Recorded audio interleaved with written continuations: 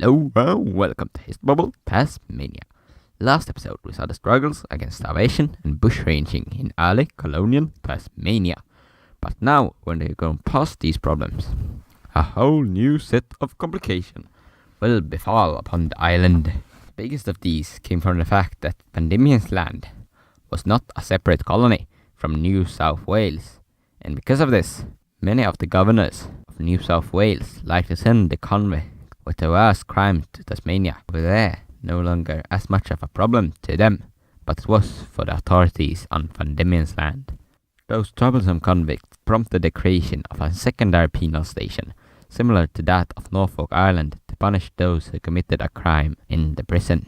The settlement was located on a small island in Macquarie harbour.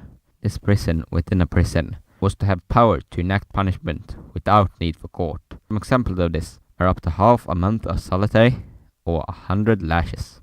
They also needed to keep the convicts occupied all the time, even when the work they did was unnecessary, but often it was not, at least for the most part. The most common form of labour was to cut trees from the mainland and hauling them over on boats back to the island.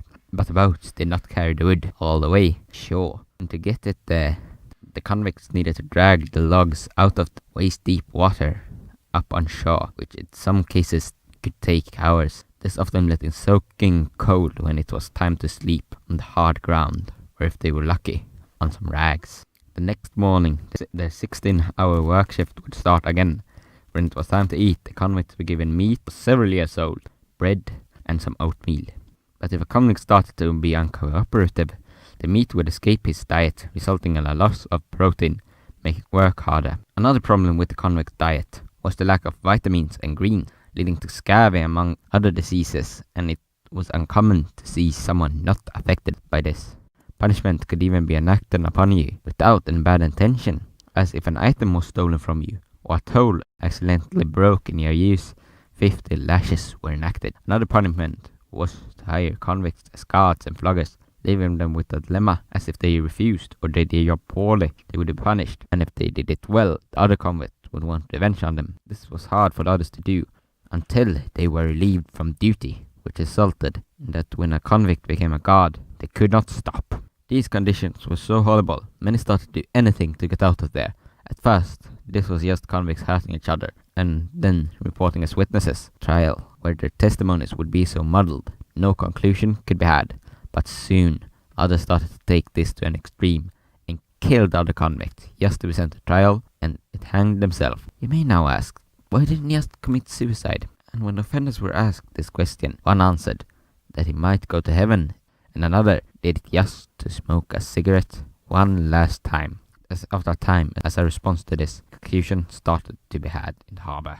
1824, a new lieutenant governor was to take power in Van Diemen's Land, named George Arthur, a quite ambitious man, not content having only partial control and a sub-colony to rule over. He tried and succeeded to get the British government to agree to make the two colonies separate. He needed to get this since he had a very specific plan for the colony, which was to create what he saw as the perfect environment for convict reformation. They would become reformed through labour and only with the boredom of repetition were they in a state of mind to be reformed.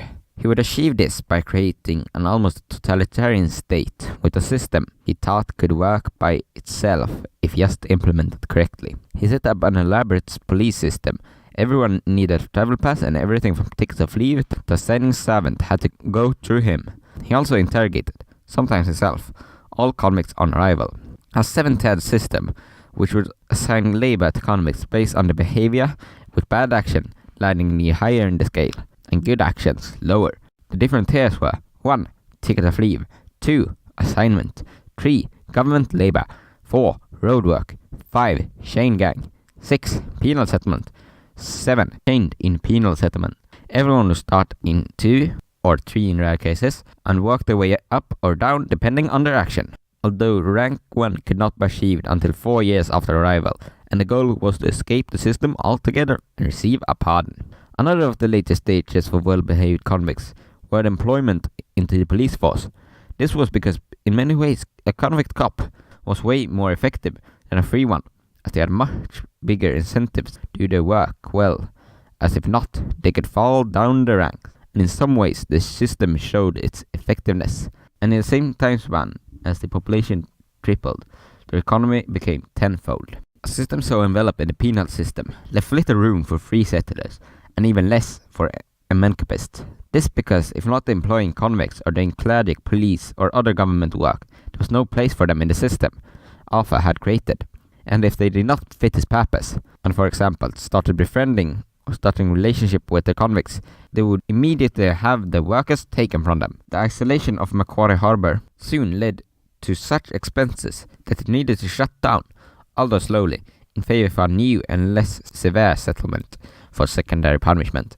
Its name was Port Arthur and was located close to Hobart, so it would not be as hard to upkeep. At first, people with minor secondary offences, large primary offences, and well-behaved convicts from Macquarie harbour were sent there, as the worst offender could not be trusted to build up a new settlement. It was also much larger than Macquarie harbour, being able to house over 1,000 people, and over 12,000 would serve there in its lifetime. In most ways, it was milder than both Macquarie harbour and Norfolk Island, as the use of flogging was much less common, and the rules were less strict. It also had a bigger economic purpose, as the main job of Port Arthur was coal mining, and the first Australian railway was created, which was powered by running convicts.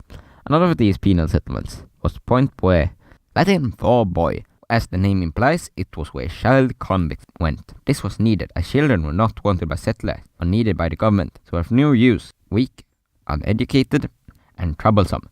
Point Boy was meant to educate them in some craft and to punish them. They had a harsh regime and were trained mainly in skilled labor, but many ways this education they got here was better than anything these boys could have hoped of getting back home. The relations between the Aborigines and the state became even worse, as once when some Aboriginals were hunting kangaroos, they came into the British settlements, and the soldiers protecting it were soon summoned, and they slaughtered the Aborigines, had no thought of even doing slightest harm.